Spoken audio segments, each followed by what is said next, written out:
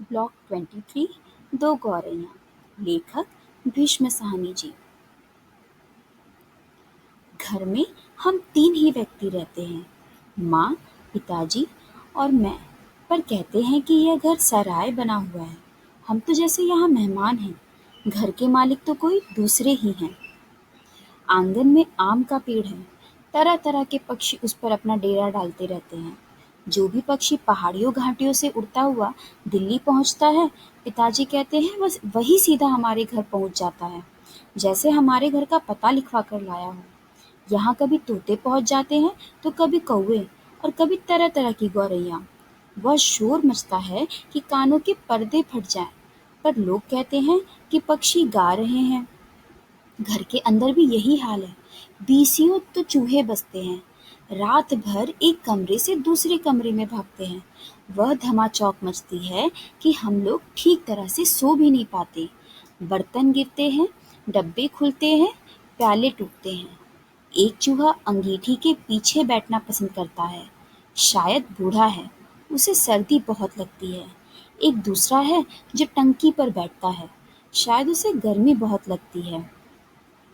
बिल्ली हमारे घर में रहती तो नहीं, मगर घर उसे भी पसंद है और वह कभी-कभी झांक जाती है।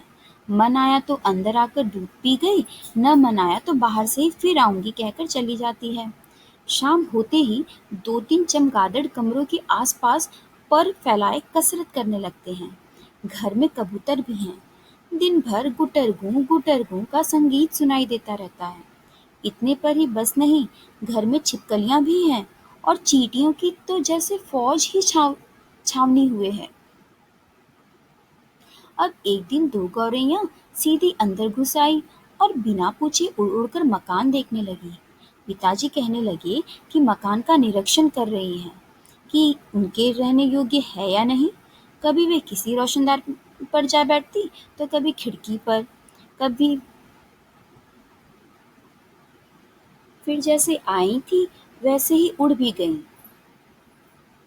पर 2 दिन बाद हमने क्या देखा कि बैठक की छत में लगे पंखे के गोले में उन्होंने अपना बिछावन बिछा लिया है और सामान भी ले आए हैं और मज़े से दोनों बैठी गाना गाए जा रही हैं। ज़ाहिर है उन्हें घर पसंद आ गया था।